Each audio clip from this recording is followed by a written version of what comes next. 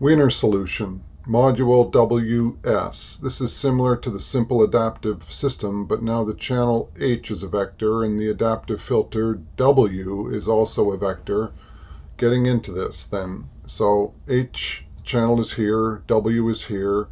This is similar, but now the signal at the output of the channel is a convolution of H and B. And since H is a finite impulse response filter, this can be written as a vector inner product. Similar, dn hat is the convolution of W and U, and it also can be written as an inner product. There are m coefficients in the channel and n coefficients in the adaptive filter. These vectors are written here for B, H, U, and W. Similar to the module SA, the mean value of the data is 0. The variance of the data is sigma b, and sigma b squared is sigma d squared. Up here, b and d. D is the delayed data. The noise has the data is also uncorrelated. The mean value of the noise is 0. The variance of the noise is sigma eta squared. And the data and noise are uncorrelated. This is the same as before. The minimum mean squared error is the mean of the square of the error. The mathematical expectation is taken over the ensemble of the random processes. For complex values, and this derivation is for real values. For complex values, instead of transpose, we would have Hermitian transpose, where you take the conjugate transpose. This would mean that the vectors H and W would be complex numbers, and complex numbers would be used in the implementation. So, to demonstrate the effect of the delay, I've set a case where m equals 3, n equals 2 to find the minimum mean squared error. And here the channel has m equals 3, and there's one coefficient, so there's a delay of 2 going through the channel, and the adaptive filter has capital N equals 2, and there's a delay of 1 going through that channel. The delay matches what's going through the channel. The actual signal is the signal delayed by 3, and the estimate is shown here. The error is the actual minus the estimate. So another way to look at that would be if the signal B were these values here, then the signal D are those values delayed by 3. The signal at the output of the channel is delayed by 2. The adaptive filter delays it an additional 1, and then the actual minus the estimate is 0, and that's an example. If no noise, that would be the minimum mean squared error solution. With that convolution, for example, if m equals 3, then this convolution has h0 bn plus h1 bn minus 1 plus h2 bn minus 2, and you can write it as these vectors or the transpose. So here we're going to look at minimizing the mean squared error, and in this case it's vectors. So for this situation, the error again is the actual minus the estimate. It's squared, and it's real in this case. The estimate is the convolution of W and U. It's W bar T U N bar, shown here. It's squared, so there's 2 terms, or 2 factors. Then expanding that into these 4 terms, we get dn squared minus W bar T U N bar dn, and then minus W bar T U N dn, and then minus W bar T U N bar minus W bar T U N bar, but the 2 minuses make a plus, and we get these terms. Since and going to this line, the W bar TUN is the same as UN bar T. It's just a scalar, so we can, W bar TUN is a scalar. It's 1 by 1, and so we can transpose it. This is shown up here as well. Then applying the mathematical expectation over the sum, it's the sum of the mathematical expectations, and we're left with these terms. And the expectations are taken over the ensemble, the random processes. Then, in this case, the variance of the data is sigma d squared, as shown earlier. This expected value of dn un bar is written as p, the cross-correlation vector, and the expected value of un bar transpose is r, the autocorrelation. So the cross-correlation vector is shown here, and it's by definition p0 up to pn minus 1. There are n elements because there are n coefficients in this adaptive filter, m and n. The autocorrelation, capital R, is defined to be that outer product here. And it has these values. I said see the next page, but it has these values, and I show that on the next page. R is equal to R transpose, and Rij is equal to Rji. It's a symmetric matrix. R is also called the autocorrelation matrix of UN. And the following are known. So if the following are known, H, this channel, D, the delay, the data statistics, the noise statistics, the mutual data noise statistics, then P and R may be calculated. And an example of this was the simple adaptive system, the automatic gain control. But in this case now, there will be 3 methods used to minimize the mean squared error, that expression shown in WS1. So this is the minimum mean squared error, and it's a quadratic function of the weight coefficients. It depends on this parameter, the cross-correlation vector, the cross-correlation vector, the autocorrelation matrix. And we want to find a value of W which makes this expression the smallest, the minimum mean squared error. I mentioned this autocorrelation. So that autocorrelation is shown here.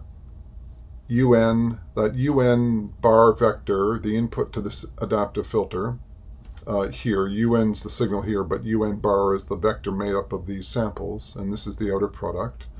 We could represent it like this, and then we can take the mathematical expectation of each term, and because you can see the symmetry here in that you can, doesn't matter the order that you take the multiplication of these scalars, so R01 would be the same as R10. You can see R01 and R10. And this is general. And for a wide sense stationary random process, then we can also represent this as R of 0, R1, with the values shown here. So this matrix is, in general, it's symmetric. But for wide sense stationary random processes, it's also toplets because the values along any diagonal are the same. It's symmetric because R10 equals R01 and so on. It's toplets because R1 is there, R1 is here, all the way down to this corner, R1. And there are some values on this other diagonal. So Rij is in general given by this. It's equal to Rji, symmetric in general. And R of k equals R of minus k in a wide sense stationary random process, and R is also toplets for a wide sense stationary random process. Minimizing the mean squared error. There will be 3 methods shown to find the W which makes this expression the minimum. The first is completing the square. So since WS1 is a quadratic function of W with a global minimum, it can be written in the following form, where epsilon 0 is the minimum mean squared error, also EMMSE. W0 is the value of W which minimizes the mean squared error. W0 is also called the Wiener solution, and it's still to be found here, and so is the minimum mean squared error. But that's what it will look like. So expanding this to make it match what we had earlier, here is the goal. So Going from this line to this line, we're just doing the expansion of the matrix, preserving the orders, and these are all the terms. Then some of these terms can be grouped. This epsilon 0, W0 bar T R W0, it's a parameter here. That would be the minimum mean squared error. There are two terms here involving W, and there's one term involving the the squared term in W. But comparing equation WS6 and WS1, shown here, then sigma d squared equals this, and P equals RW0. And so this is how we would find the minimum mean squared error. So this is how we would find the optimum vector, which minimizes the mean squared error here, from RW0 bar equals P bar. And equation WS9 are the normal equations. If R inverse exists, then W0 is R inverse P, and you would find the following expressions of the minimum mean squared error. So if epsilon 0 is the minimum mean squared error, then it's sigma d squared minus W0 bar T RW0. We just move that over to the other side. And RW equals P from here. We can represent the minimum mean squared error 4 different ways. We can transpose that if we want. And W0 is also, if R inverse exists, R inverse P. And so we can also write the minimum mean squared error as sigma d squared minus P bar T R inverse P bar. Any of equation WS1 to WS14 can be used to find the minimum mean squared error. And so this is complete, but I'd still like to show two other ways of minimizing that expression, or finding the solution for it. Method 2 is taking the gradient. To take the gradient of the mean squared error with respect to W, and at W equals to W0, one sets the gradient to 0. So the 0 vector is shown here. The minimum mean squared error is a quadratic function of the weight coefficients in dimensions. Here's a plot of the constant minimum mean squared error contours in 2 dimensions, where W0 is at the minimum. One would take the partial derivative of the mean squared error with respect to the W0 coefficient and the W1 coefficient, and it's a concave up parabola with the global minimum here. So by setting the gradient to 0, all partial derivatives with respect to Wi for all those coefficients of W are set to 0, and the gradient of the mean squared error is set to 0. So this is the gradient of the mean squared error.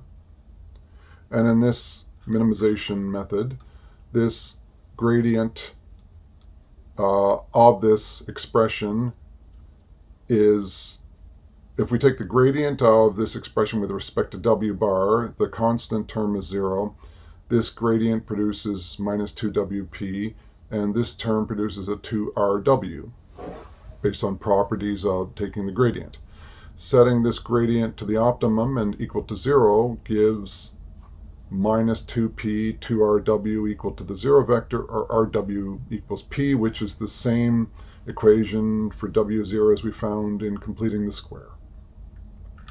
And similarly, if we set W equal to W0 in this expression, we get the following minimum mean squared error, which is the same as before. So those are 2 ways of finding the minimum. The third way of finding the minimum of this expression is statistical orthogonality. And in this figure in WS1 on this page, figure WS1 on page WS1, the estimate, the data, and the error are treated as random variables. They can be interpreted as vectors, and the complex inner product is formed from the mathematical expectation. I'll show that down below. But the idea is applying vector concepts to the equalizer. So those are random variables. They can be interpreted as being vectors, where dn hat is a function of W bar, dn is fixed, the error is the actual minus the estimate. And so the error is shown here as the actual minus the estimate. The length of this vector, or the magnitude of the norm, is the inner product here between the vectors.